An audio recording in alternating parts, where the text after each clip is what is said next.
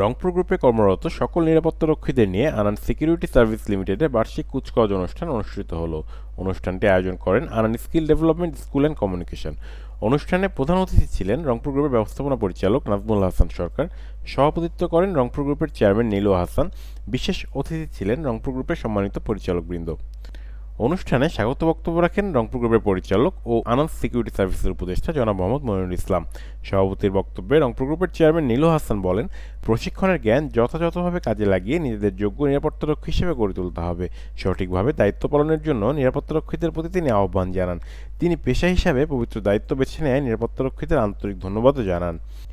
এ সময় আনন্দ security service লিমিটেডের পরিবেশনায় মনোমুগ্ধকর প্যারেড প্রদর্শিত হয় এবং দলগত ইভেন্ট হিসেবে নিরাপত্তারক্ষীরা পরিবেশিত করেন আনআর্মড কথ ও পিটি।